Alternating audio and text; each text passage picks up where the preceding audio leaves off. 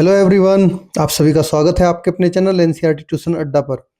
तो चलिए आज हम कवर करने जा रहे हैं आपका unit 2 chapter 6 Verghese Kurien I too had a dream के क्वेश्चन एंड आंसर पार्ट को। ठीक है, तो अगर आपने चैनल को सब्सक्राइब नहीं किया है तो आप चैनल को सब्सक्राइब कर लीजिए और इस चैप्टर की वीडियो का लिंक भी मैं इस वीडियो के डिस्क्रिप्शन में डाल दूंगा। आप वहां से भी चैप्टर वीडियो देख सकते हैं ताकि आपको क्वेश्चन आंसर्स अच्छे से समझ में आए और आपको रट्टा ना मारना पड़े। जस्ट एक बार बताने में ही आपको याद हो जाए और आप खुद से आंसर लिख सको।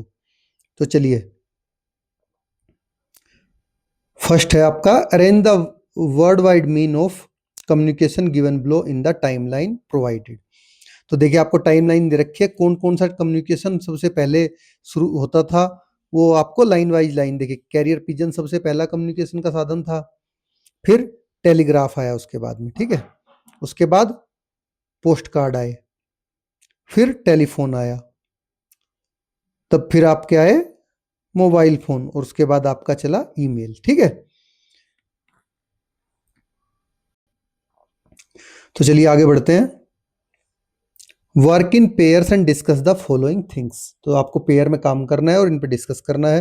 क्वेश्चन नंबर 1 है आपका the reason for change in the means of communication over the years. तो वर्षों के जो कम्युनिकेशन के साधन है उनमें बदलाव के कारण क्या है। तो आंसर हमारा due to technological advancement, ease of use and the need for faster communication. तो क्या क्या थी? तकनीकी उन्नति, उपयोग में आसानी और तेज संचार की जरूरत। इन सब की वजह से आपका जो कम्युनिकेशन का मीन्स है वो चेंज होता रहा। The means, question 2, the means of communication that you prefer to use and the reason for your choice. तो आप कौन सा कम्युनिकेशन का मीडियम पसंद करते हैं और क्यों करते हैं। Answer, I prefer email because it allows me to express myself clearly and can be saved for future reference. तो मुझे ईमेल पसंद है क्योंकि ये अपनी बात स्पष्ट रूप से करता है और जो फ्यूचर में किसी रेफरेंस के लिए इसको सेव भी किया जा सकता है। चलिए क्वेश्चन 3 करते हैं। Communication through social media, its benefit and precautions that one should take against its misuse. तो जो सोशल मीडिया के द्वारा हम कम्युनिकेशन करते हैं, इसके फायदे और इसके दुरुपयोग से बचाव के लिए आपको क्या क्या करना चाहिए, प्रिकॉशंस बतानी है। तो answer, social media is beneficial for connecting people. तो जो सोशल मीडिया है वो लोगों को जोड़ने में मदद करता है, बट लेकिन we must guard against fake news, cyber bullying and overuse. लेकिन हमें झूठी खबर, साइबर धमकियां, साइबर बुलिंग होता है साइबर धमकी, और उसको ओवर यूज से, अधिक यूज से बचना चाहिए। चलिए let us discuss at page number 85। तो ये आपका फर्स्ट मेन क्वेश्चन आंसर्स पे आ गए। फर्स्ट क्वेश्चन है, a fact is something that can B proven true or false. तो एक फैक्ट क्या होता है? फैक्ट वो होता है जिसे साबित किया जा सकता है कि वो सही है या गलत है। A fact is not based on people's beliefs. तो ये लोगों के विश्वास पर निर्भर नहीं करता कोई भी फैक्ट।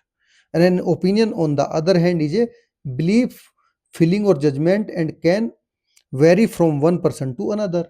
जबकि जो बिलीफ होता है, राय होती है, ओपिनियन राय होती है, वो एक विश्वास है, भावना है, निर्णय होता है जो एक आदमी से दूसरे आदमी में बदल जाती है ओपिनियन। तो इसको an opinion can not be proven, इसको साबित नहीं किया जा सकता, प्रूव नहीं किया जा सकता है। तो देखिए दोनों में आपको फर्क पता चला होगा। फैक्ट क्या है कि वो प्रूव किया जा सकता है कि सही है या गलत है, और लोगों के विश्वास पर ये निर्भर नहीं करता है, लोगों के बिलीफ पे कि लोग उससे मतलब वास्ता रखते हैं नहीं रखते। और एक जो ओपिनियन होती है वो किसी व्यक्ति की अपनी होती है, स्वयं की, वो व्यक्ति से व्यक्ति बदल भी जाती है और इसको प्रूव नहीं किया जा सकता। तो identify which of the following statements are fact and which are opinion. तो अब आपको बताना है कि इनमें से कौन फैक्ट है और कौन है ओपिनियन। ठीक है, तो आप खुद से इसको पढ़िए, पढ़ने में इनमें बहुत टाइम लगेगा। आंसर मैं आपको बता देता हूँ। फर्स्ट ओपिनियन है, सेकंड फैक्ट है। चलिए आपको बता ही देता हूँ मैं। But speaking on the telephone only gives us an immediate but flitting Joy. तो फोन पर बात करना केवल तुरंत लेकिन हमें अस्थायी खुशी देता है। तो ये क्या है? एक ओपिनियन है, ये किसी की ओपिनियन हो सकती है बट कोई फैक्ट नहीं है इसमें। हो सकता है किसी को खुशी मिलती हो। I started my working life soon after our country became independent. तो मैंने इंडिपेंडेंस के बाद ही अपनी नौकरी शुरू की। ये क्या है? फैक्ट है, क्योंकि उसमें प्रूव कर पा रहा है कि उसने कब शुरू की थी। तो to be quite honest, service to our nation farmer was not the career I had envisioned by for myself. तो किसानों की सेवा चुनना किसानों की सेवा मेरा चुना हुआ कैरियर नहीं था। तो ये क्या थी, ये भी क्या है, ये भी ओपिनियन है। तो I knew I could make a more meaningful contribution by working here in Anand Gujarat. तो मुझे लगा कि गुजरात में जो आनंद शहर है, आनंद में काम करना सबसे ज्यादा मेरे लिए यूजफुल होगा, सार्थ मीनिंगफुल होगा। तो ये क्या है, ये भी उनकी ओपिनियन है कुरियन साहब की। तो value that I saw in my father, in my mentor and support here in Anand, Tribhuvan Das Patel. तो क्या बोल रहे हैं, मैंने अपने मेंटर त्रिभुवन दास पटेल में जो यहाँ गुण देखे, वैल्यूज देखिए, क्या है, फैक्ट है, क्योंकि वो उसको प्रूव कर सकते हैं। तो life is a privilege and to waste it would be wrong. जीवन एक वरदान है, इसे व्यर्थ करना गलत है। ये भी ओपिनियन हो सकती है किसी की। हो सकता है कोई बर्बाद करना ही चाहता हो, बोला नहीं ये वरदान नहीं है, कर्स है। I hope that you too will discover as I did that failure is not about not succeeding. तो मैं चाहता हूं कि आप भी यह जाने कि जो फेल्यूर है वो सफलता न होना नहीं है, सफल नहीं होना नहीं है। ठीक है, कि आप सफल नहीं हुए इसका मतलब ये नहीं कि आप असफल हो गए, नो। तो ये क्या है, ये भी एक ओपिनियन है। The magnificent ceremony in which the president award me the Padma Vibhushan in 1999, ये क्या है, फैक्ट है। क्योंकि इसमें उस शानदार समारोह में जिसमें मुझे पद्म विभूषण मिला था 1999 में, तो ये तो फैक्ट है, उनको मिला ही था, इसमें डाउट कहाँ है। तो देखिए नेक्स्ट पे आ जाते हैं, let us think and reflect. First, read the given extract and answer the question that follow. आपको इस एक्सट्रैक्ट को पढ़ना है और आंसर देने हैं। तो fill in the blank given below by selecting the correct option from the bracket, और आपको करेक्ट ऑप्शन चुनना है। When the writer refer to a fast pace world, he is speaking for a world where communication happen quickly but lack depth. तो ये इसका है, ठीक है, ये गलत है, इसको आप छोड़ देंगे। तो इसको आप फिल इन द ब्लैंक्स में आपके ये आएगा, ठीक है। तो वही इस पूरे पैसेज में आपको समझाया गया। जब आप पैसेज पढ़ेंगे आपको समझ में आ जाएगा कि यही आंसर क्यों ठीक है। चलिए आगे आंसर क्वेश्चन का आंसर देते हैं। To select the option that applies correctly to both assertion A and reason R. तो असर्शन है writing letters can be treasure and reread over the years.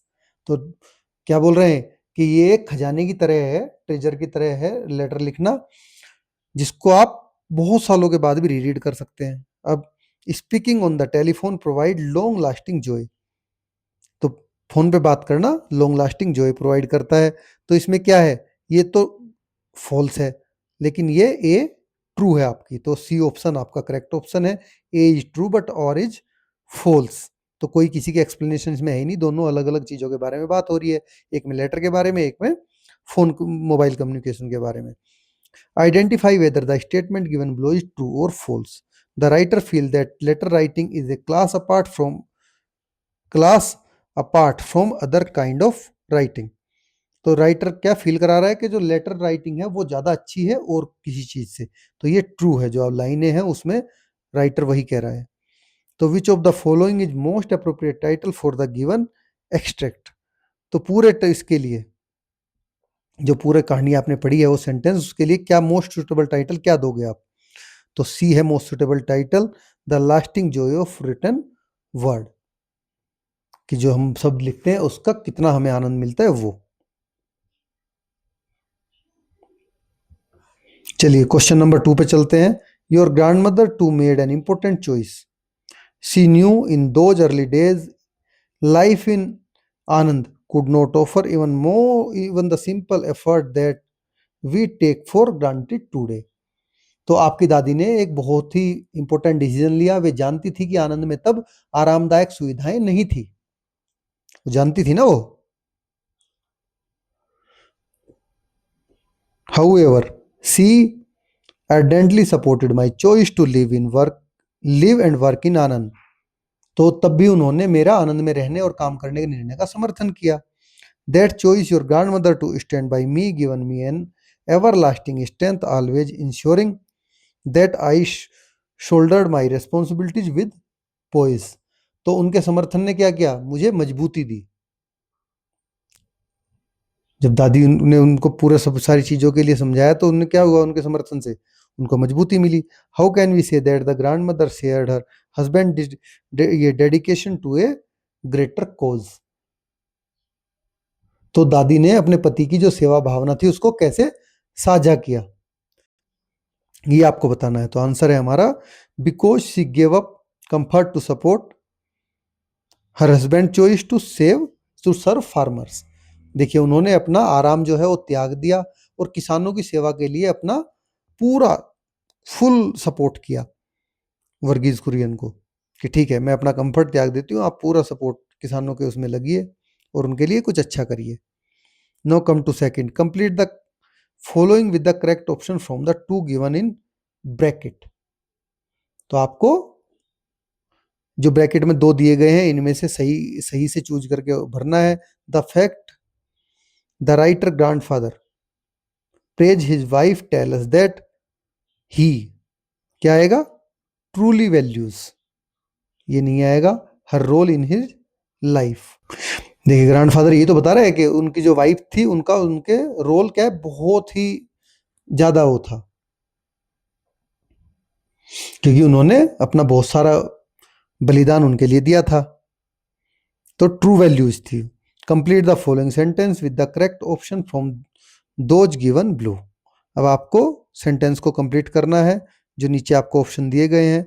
Based on the information in the extract we can infer that the grandmother had all of the following traits except, किसको छोड़ के सब कुछ था, केवल comfort नहीं था दादी के पास, कंफर्ट छोड़ के इंकरेजिंग भी थी वो, अंडरस्टैंडिंग भी थी और थॉटफुल भी थी। तो क्या नहीं था, कंफर्ट नहीं था, एक्सेप्ट मतलब छोड़कर।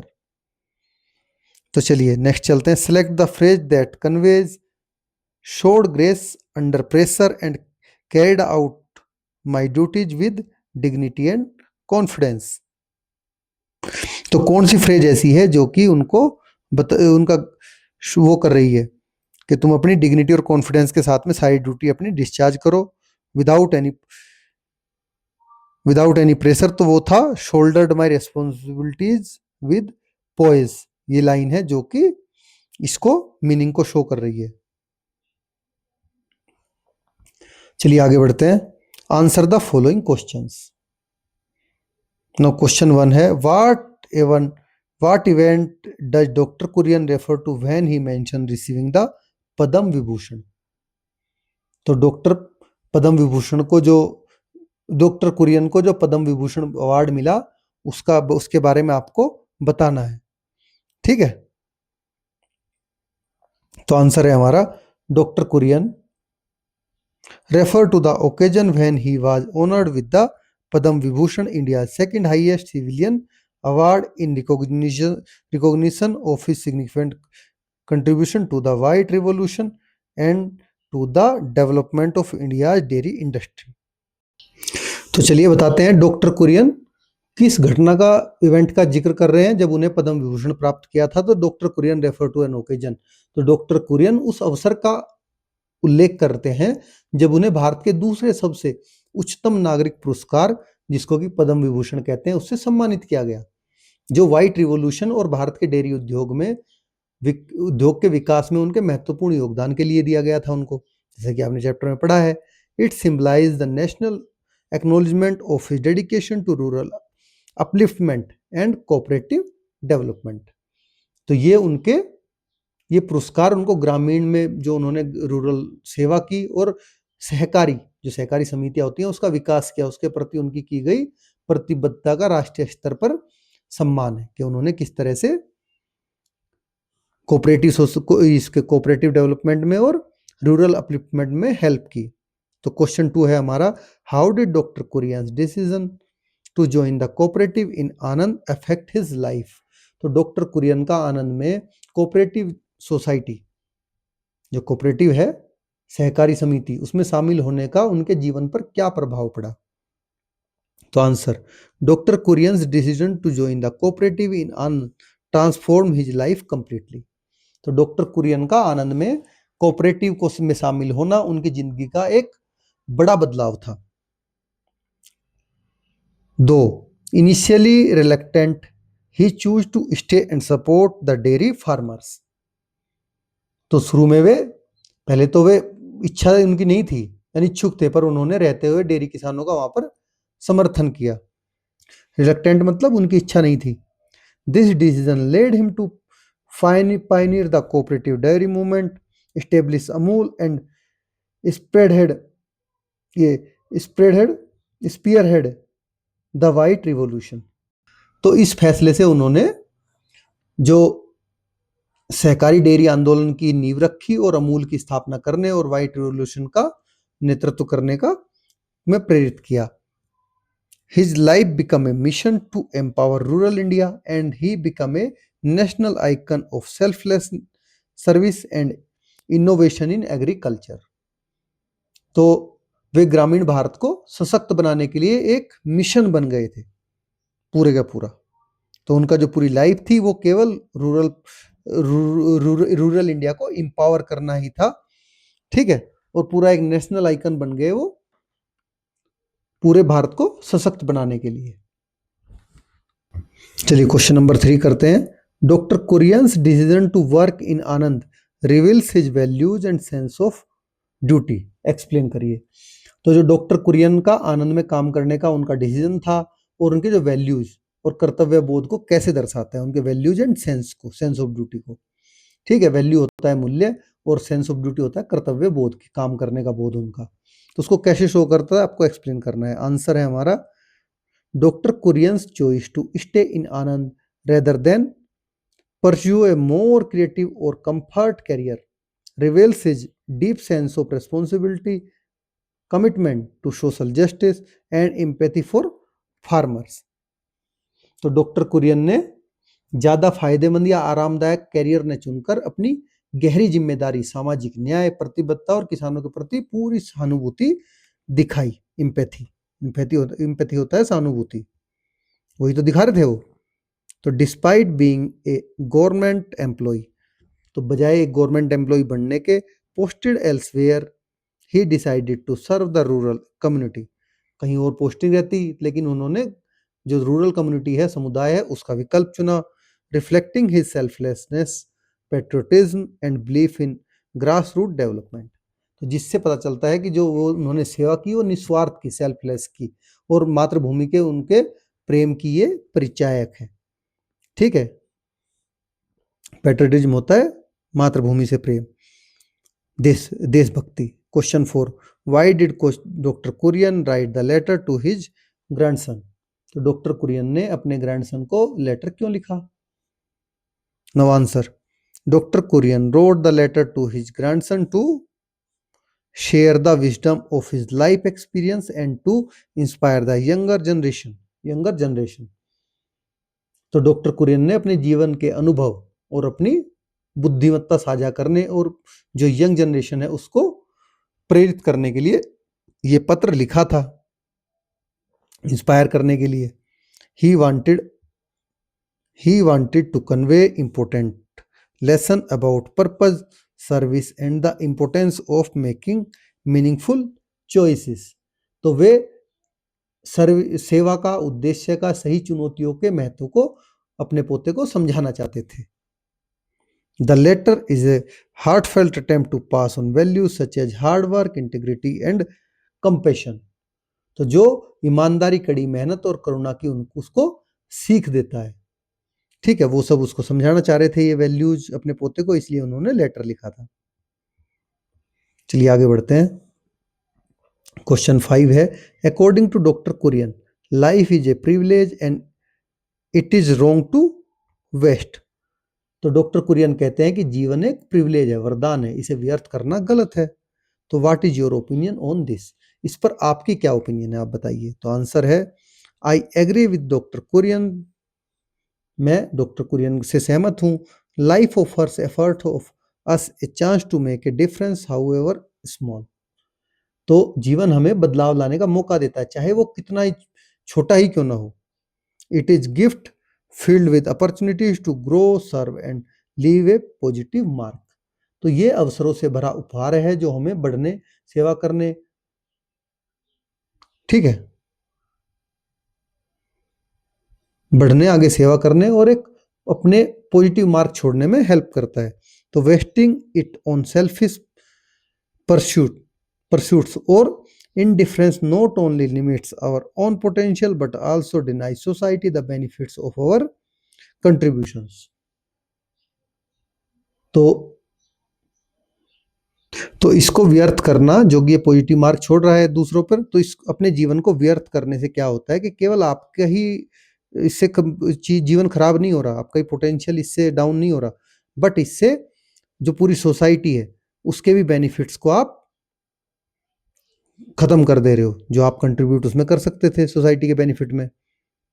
तो living purposefully like doctor Kurien did brings fulfilment and uplift others. तो डॉक्टर कुरियन की तरह जीना, दूसरों की लाइफ को फुलफिलमेंट करना और उनको अपलिफ्ट करना, यही जीवन का सच्चा उद्देश्य होना चाहिए। तो यही एक पर्पजफुल लाइफ है। Question 6, what message does doctor Kurien want to convey about selfless service and its long term impact on the society. तो जो डॉक्टर कुरियन है वो सेल्फलेस मतलब स्वार्थहीन सेवा और समाज पर अपने लॉन्ग टर्म इफेक्ट के बारे में क्या संदेश देना चाहते हैं। आंसर है हमारा, doctor Kurien emphasises that selfless service has the power to bring about lasting transformation.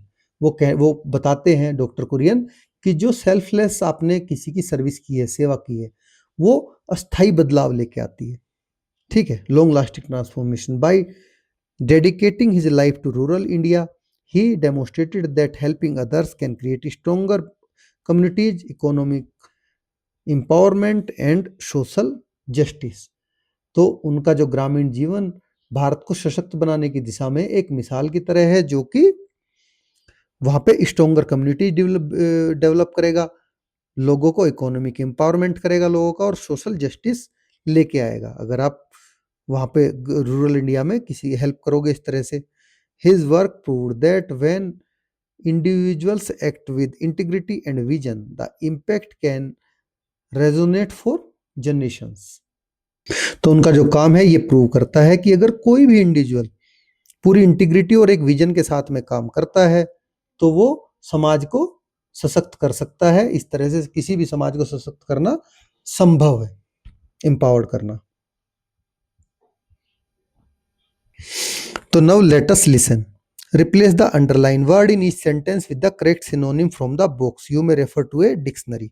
तो देखिए आपको मैं बता दूं, मैग्निफिकेंट होता है शानदार, स्प्लेंडेड भी शानदार होता है, तो आप स्प्लेंडेड से इसको चेंज कर सकते हैं मैग्निफिकेंट को। फ्लीटिंग होता है क्षणिक, मतलब मोमेंटरली भी होता है बहुत थोड़े समय के लिए। इंस्टेंट होता है तुरंत, तत्कालिक। स्विफ्ट क्या होता है, ये भी इंस्टेंट ही होता है। कोर क्या होता है, मेन, मुख्य, ठीक है, एसेंशियल, जो जरूरी हो। वैल्यूएबल क्या होता है, यूजफुल, कोई चीज मूल्यवान है, वैल्यूएबल है, यूजफुल है, तभी तो वो वैल्यूएबल है।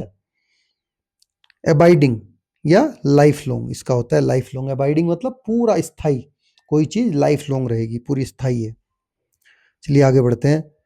ये देखिए, match the expression from the text in column 1 with their meaning in column 2। तो आपको ये जो टेक्स्ट दे रखे हैं इनकी मीनिंग को वो करना है मैच। तो देखिए पहला है इन ऑल ह्यूमिलिटी। ह्यूमिलिटी का मतलब क्या होता है, humility, in all humility, being humble and having no feeling for self importance. इसी तरह से इनके सबके हमने मीनिंग लिखे हैं, मीनिंग मैच करके। होल्ड देयर हेड हाई, तो होल्ड देयर हेड हाई का मतलब होता है be confident and have a positive feeling, आप अपना सिर गर्व से ऊंचा करके रखते हो। To be quite honest, to be quite honest का मतलब है टू स्पीक ए ट्रूथफुल वे, आप बिल्कुल एक सच्चे तरीके से, सच्चे स्वभाव से बोल रहे हो। To the best of your ability, अब आपकी जो एबिलिटी है उसमें आप पूरा एकदम पक्का करके दे रहे हो। Doing something using all your skill talent and knowledge, आप अपनी स्किल टैलेंट नॉलेज को यूज करके जो भी कर रहे हो वो हो गया बेस्ट ऑफ योर एबिलिटी, के जितनी आपकी एबिलिटी है उसके हिसाब से आप कर पा रहे हो। तो लुक्ड एट इन इसका मतलब होता है observe with great respect and wonder. किसी भी चीज को आप बहुत बड़े रेस्पेक्ट और वंडर के साथ में ऑब्जर्व करो।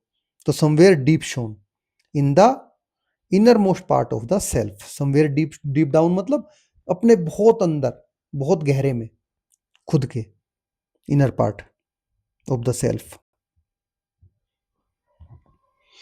चलिए अब आगे बढ़ते हैं। Make as a many word as can you as can out of the following words one example has been done for you. जैसे कम्युनिटी है, कम्युनिटी में से आप कितने वर्ड बना सकते हो? City, toy, tune, unity, mutiny, coat. तो ऐसे ही देखिए हमने इन वाक्यों में से भी वर्ड बना रखे हैं, किसमें से क्या क्या बनेंगे। ठीक है, ये अचीवमेंट का इधर से आप बनना, अचीवमेंट में से अचीव बना सकते हो, मैन, वेंट, चीट, टाइम। अगर कोई वर्ड छूट गया हो तो आप इसको एक्सपेंड कर सकते हैं। Fourth, let us play a word game antakshari. तो चलिए एक वर्ड गेम अंताक्षरी हम खेलते हैं। ये आपका बुक में आपका ब्लैंक दिया हुआ था, ये हमने अभी फिलअप कर लिया है। ठीक है, ये आंसर है आपका अंताक्षरी का। Write the synonym of the word according to the clues given below. तो आपको उन वर्ड के सिनोनिम वर्ड लिखने हैं जो जो आपको क्लू दे रखा है। For example, synonym for the first word important and with the letter T. तो जो सिनोनिम है इसका इंपोर्टेंट का, वो टी के साथ एंड होता है। The synonym of the second word begin with T, trouble. देखिए ये रहा ट्रबल, इससे एंड हुआ, ट्रबल शुरू हुआ। Then write the synonym of third word starting with the letter E. तो थर्ड वर्ड क्या हो गया? Even, EVEN, even. ठीक है, अब इसी तरह आपको बढ़ना है। तो मेजर का सिनोनिम प्रॉब्लम, अनइवन। अनइवन का क्या होता है? इवन होता है। तो जैसे मेजर का होता है इंपॉर्टेंट, प्रॉब्लम का होता है ट्रबल, अनइवन का होता है, इसका आपको एंटोनिम लिखना है। ये एंटोनिम है अनइवन का। अनइवन होता है ऊबड़ खाबड़, इवन होता है प्लेन। और रिलेटेड टू पोस्ट ऑफिस, तो क्या है? लेटर हो गया रिलेटेड टू पोस्ट ऑफिस। अब अवर मोरल ड्यूटी क्या होती है? रेस्पॉन्सिबिलिटी। अवर मोरल ड्यूटी रेस्पॉन्सिबिलिटी, बिलिटी, रेस्पॉन्सिबल यहां तक आएगा। TY होना चाहिए था इसमें। रिलेटेड टू टाइम क्या होता है? ईयर होता है रिलेटेड टू टाइम। और प्रोस्पेरस का सिनोनिम आपको लिखना है। प्रोस्पेरस का क्या होता है? Success, related to being alive. ये क्या होता है? लाइफ, सक्सेसफुल होता है एक्चुअली। सक्सेसफुल इसका, प्रोस्पेरस का सक्सेसफुल, और ये होता है लाइफ। इस तरह से ये वाई यहां पे आ रखा है, देखिए नीचे आ गया आपका रेस्पॉन्सिबिलिटी, पूरा है रेस्पॉन्सिबिलिटी। वाई यहाँ पे है क्योंकि ये नीचे मोड़ के दे दिया लेटर इसीलिए, बट ये इसका एंड है। चलिए आगे बढ़ते हैं। Study the highlighted punctuation mark in the following sentences from the text. तो अब आपको जो हाईलाइटेड कर रखे हैं उन पंक्चुएशन को पढ़ना है। हाईलाइटेड टेक्स्ट में but first, but that you should not hesitate in markedly keeping my award. The challenge before you was to earn your own reward for the work that did in your lifetime. तो इसमें आपको punctuation mark, जिनको विराम चिन्ह कहते हैं, उनको highlight जो किए गए हैं उनको देखना है। ठीक है, तो इसका मतलब पहली लाइन का लेकिन यह है कि आप केवल मेरे पुरस्कारों को रखने में संतुष्ट न हो। आपके सामने चुनौती थी कि आप अपने जीवन काल के कार्यों के लिए अपने पुरस्कार खुद कमाएं। Come to second, writing. Even if it is a letter, not only convey our present concern and view of events taking place around us, but it becomes a possession. तो लेखन चाहे वह एक पत्र ही क्यों न हो, न केवल हमारे वर्तमान आज की चिंताएं, आसपास घट रही हमारी घटनाओं के जो हमारा प्रोस्पेक्टिव है उसको भी डिफाइन करता है, बल्कि यह एक प्रॉपर्टी भी बन जाता है लेटर। तो यहां पर आप देखिए, the highlighted punctuation is a long dash that can be used to link word और number to create a pause in sentence. तो सेंटेंस में पोज करने के लिए क्या किया गया? देखिए ये एक बड़ा डैश यूज किया गया है। ठीक है, लॉन्ग डैश। तो हाईलाइट क्या हुआ, जो विराम चिन्ह यहाँ पर एक लंबा डैश है जिसका यूज शब्दों को या नंबरों को जोड़ने या फिर सेंटेंस को विराम फुल स्टॉप देने के लिए किया जाता है। There are two main types, the shorter en dash and longer em dash. तो यहाँ भी दो तरह के डैश हैं, एक शॉर्टर एन डैश और लंबा होता है एम डैश। तो एन डैश क्या होता है, चलिए उसको जान लेते हैं। The en dash represent a span और रेंज इन नंबर्स और डेट्स। तो कोई नंबर हो गया, कोई डेट हो गई, उनके बीच की जो टाइम है उसकी, जैसे आप की अवधि को दर्शाता है। जैसे मान लो आपने लिखा कि भाई सितंबर, आज की डेट लिख दी 10 सितंबर से 25 सितंबर, इस तरह से।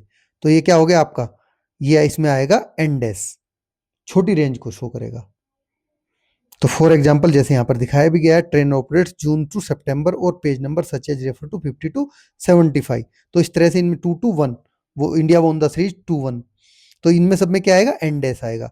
अब एम डैश की बात कर लेते हैं। It is use to add extra information और show a change in thought within the sentence. तो एम डैश का यूज कोई एक्स्ट्रा जानकारी जोड़ने या फिर सेंटेंस में कोई पूरे विचार को चेंज करने के लिए किया जाता है कि ठीक है यहीं तक कुछ और बोल रहे थे, तुरंत से पूरा थॉट चेंज कर दिया। तो एग्जांपल से आपको समझ में आएगा, the exhibition em dash held in the main hall feature local artist और I bumped into someone unexpected my old brother. तो देखिए यहाँ पर इसको मैं आपको हिंदी में बताता हूँ, आपको समझ में आएगा तब डिफरेंस। कि प्रदर्शन मुख्य हॉल में आयोजित, स्थानीय जो कलाकार को दिखाता है, या मैं किसी से टकराया, मेरा पुराना शिक्षक। देखिए यहाँ किसी का कोई किसी से कोई कंसर्न नहीं है, हर एक उसके बाद एम डैश के बाद में पूरा थॉट ही चेंज हो जा रहा है। ठीक है, तो यहाँ पे देखिए, note do not add space around the dash and avoid overusing them. तो डैश के चारों ओर आप जगह खाली न आप जगह न डालें, स्थान न डालें, इसके लिए आप अधिक यूज से बचें, इसको ज्यादा यूज नहीं करना।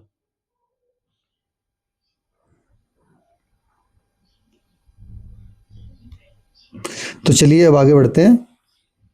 Read the sentence below and insert the either em dash or en dash suitable. अब आपको सेंटेंस पढ़ना है और एम डैश एन डैश को भरना है, किस में एम डैश आएगा किस में एन डैश आएगा। तो देखिए हमने कर रखा है, डेट में आपको बताया था एन डैश आएगा।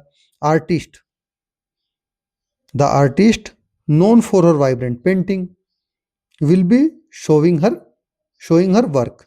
ये थर्ड वन है, सॉरी सेकंड वन आपका कानपुर से रायपुर आ गया, ये भी एन डैश है, इसमें एम डैश आएगा। यहाँ पे आर्टिस्ट का जिक्र हो रहा है, यहाँ वाइब्रेंट पेंटिंग का हो रहा है, यहाँ पर उसके काम का हो रहा है, शोकेसिंग हर वर्क। तो तीनों अलग है, 2 से 3 ये भी एन डैश आएगा आपका। My favourite snacks samosa pakora jalebi are of or all from India. यहाँ पे स्नैक्स के बारे में बात हो रही है, यहाँ पे नाम दे दिए चीज़ों के, यहाँ पे कहाँ से आए वहाँ से, तो ये इसमें भी एम डैश आएगा। बेलगावी बेंगलोर 2 शहरों के की बात कर रहे हैं, तो यहाँ पर एन डैश आएगा।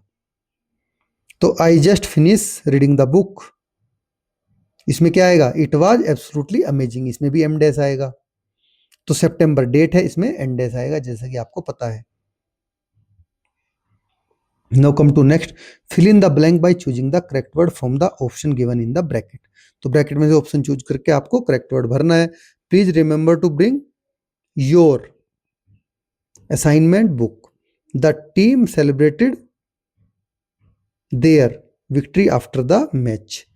तो यहाँ पे क्या आएगा, ये वाला इट्स आएगा। It's important to stay hydrated during the hot summer days.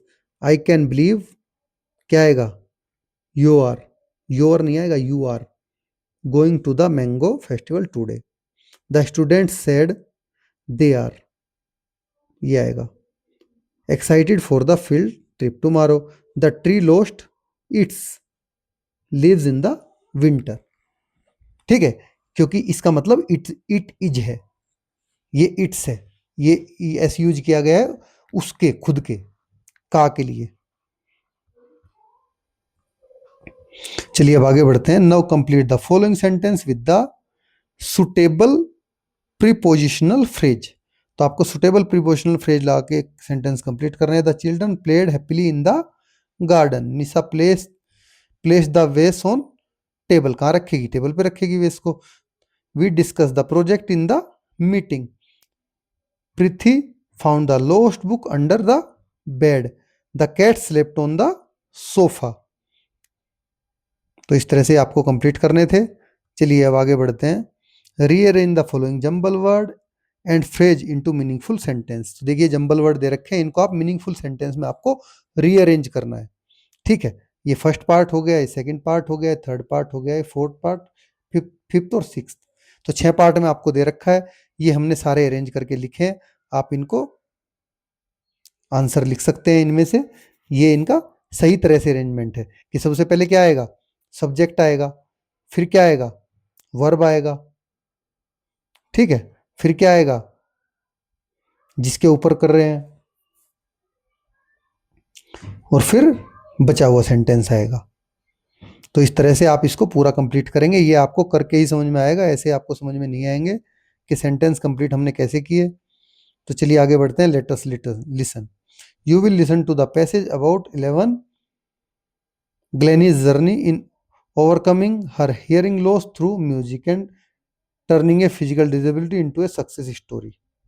तो यहाँ पर आपको एक पूरे का पूरा पैसेज सुनना है एवेलिन ग्लेनी के बारे में, जो उसकी जर्नी थी कि उसने हियरिंग लॉस किया था, ठीक है, और फिर उसको अपना फिजिकल डिसेबिलिटी को एक सक्सेस स्टोरी में उन्होंने कन्वर्ट किया। कैसे कन्वर्ट किया, ठीक है, वो पूरी की पूरी एक कहानी है, वो आपको पढ़नी है। आप उसको सुन भी सकते हैं, आप डालोगे नेट पे, गूगल पे आपको मिल जाएगी एवेलिन ग्लेनी के बारे में क्या है, कौन थे। और उसके बाद आपको मैच करना है। After listening match the word column 1 with their meaning column 2। ठीक है, तो मैच वाला पार्ट हमने ऑलरेडी कवर कर रखा है। ये देखिए, परक्यूशनिस्ट कौन होता है? A person who play drum and similar instrument. Impaired, damage या वीकेंड। वाइब्रेशन क्या होती है? Physical sensation caused by sound, damage और वीकेंड, वाइब्रेशन जैसे हिलती है। डिटर्मिनेशन क्या होता है? Ability to keep going despite difficulties. Gradual क्या होता है? स्लो और स्टडी ओवर टाइम। तो धीरे धीरे, टाइम के साथ साथ किसी काम को जब आप लगातार करते हो उसको ग्रेजुअली बोला जाता है। नेक्स्ट पे चलते हैं। Listen to the passage once again and state whether the statements given below are true or false. तो एवलिन ग्लेनी के बारे में आप फिर से एक बार सुनिए उसको, स्टोरी को, तब आप ट्रू फॉल्स बताइए। तो ये ट्रू फॉल्स हमारे सही है नहीं, आप इससे चेक भी कर सकते हैं, ठीक है। तो ये आपको सुन के ही पता चलेगा ये सारे के सारे कि ये हमने सही से ट्रू फॉल्स किए हैं नहीं किए हैं। आप इसके लिए आपको एवलिन ग्लेनी की स्टोरी सुननी पड़ेगी। तो आप सुनिए उसको, सुन के तब आप पता करिए, ठीक है। वैसे ये हमने सारे सुन के ही मैंने किए हैं, ये सही है एकदम।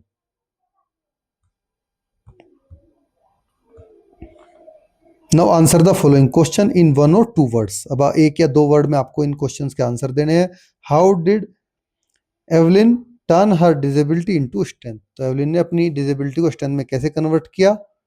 By sensing vibration. तो वो क्या कर, वाइब्रेशन को फील करने लगी। जब सुनना बंद हो गया तो जो वाइब्रेशन होती थी उनको फील करना शुरू। तो what lesson can we learn from Evelyn's story about how to treat other who have different abilities और चैलेंजेस। तो हमें एवलिन की जो स्टोरी है इससे क्या समझ में आता है कि जो दूसरी किसी डिसेबिलिटी से परेशान है, उनकी और दूसरी एबिलिटी को हम पहचाने, ना कि उनके आगे चैलेंज खड़े करें। तो आंसर है हमारा रेस्पेक्ट एंड सपोर्ट देम। उनको हमें रेस्पेक्ट करना चाहिए और उनको सपोर्ट करना चाहिए अगर कोई डिसेबिलिटी से डिसेबल बंदा है।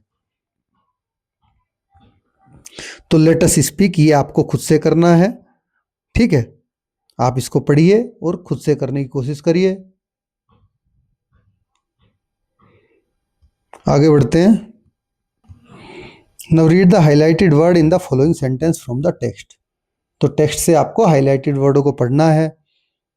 But it become possession that can be treasured and reread over the years with great abiding pleasure। तो लेकिन यह एक ऐसी संपत्ति बन जाता है जिसे वर्षों तक संजोया या फिर से पढ़ा जा सकता है। तो ये क्या है? ग्रेट अबाइडिंग ग्रेट प्लेजर मतलब स्थायी आनंद के साथ है। अबाइडिंग क्या होता है? स्थायी। तो ट्रेजर, यहाँ देखिए वर्ड जो आपको दिखाया ट्रेजर, तो ये क्या? ट्रेजू, प्लेजर, प्लेजू। इन हाईलाइटेड वर्ड्स शोर हैज ए जू साउंड, शोर है ना उसमें जू साउंड आ रहा है।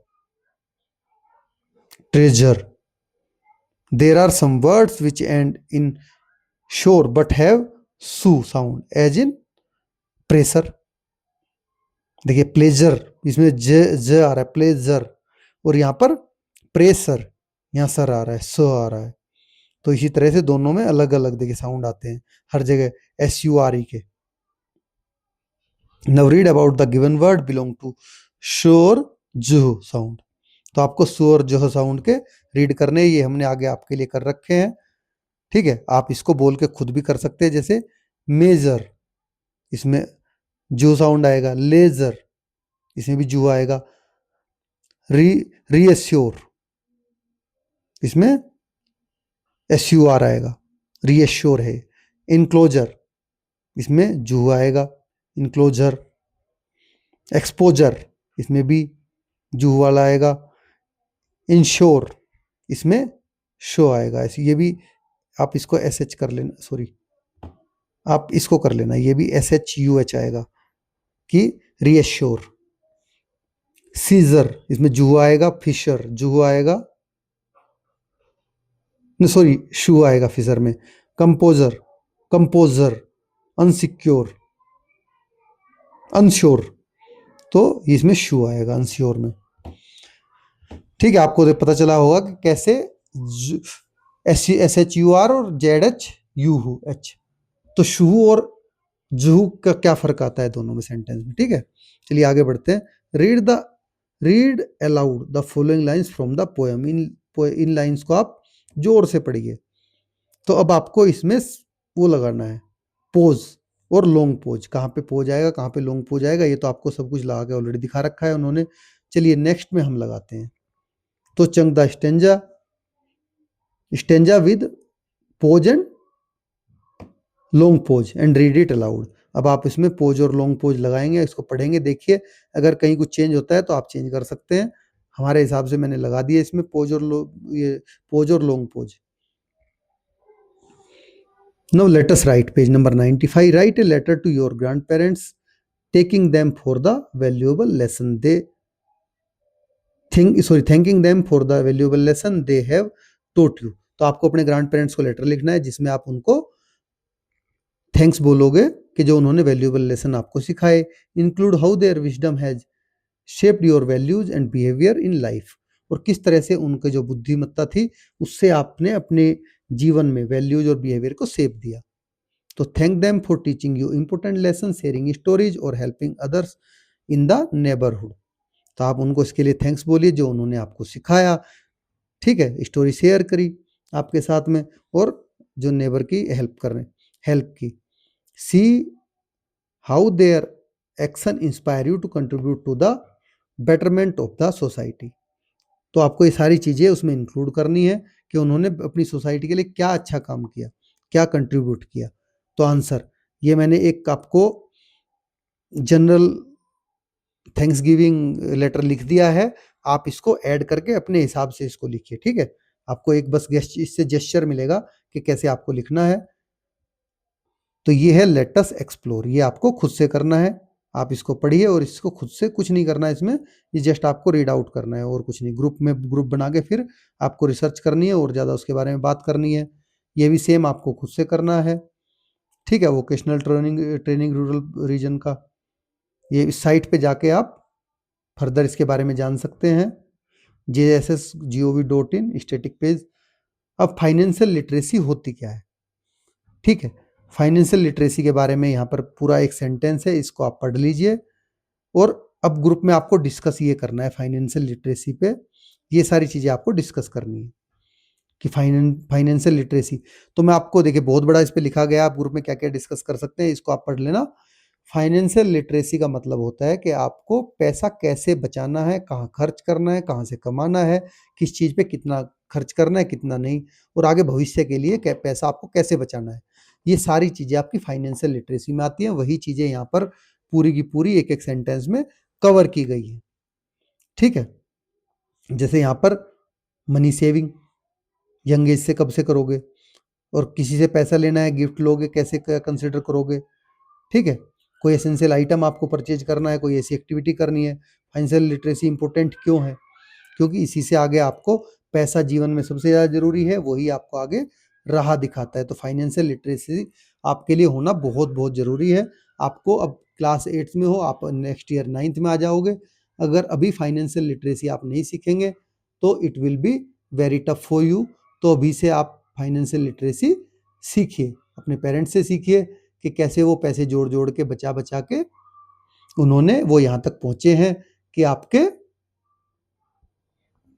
आपको यहाँ पढ़ाई करा रहे हैं अच्छे से अच्छे स्कूल में, और कैसे उन्होंने पैसे बचाए हैं जीवन में, और किसके लिए वो बचा रहे हैं, किस चीज की बचा सोच के वो बचाते हैं। ये आप खुद से डिस्कस करिए। ठीक है, अपने पेरेंट्स से पूछिए, अपने खुद में क्लास में डिस्कस करिए।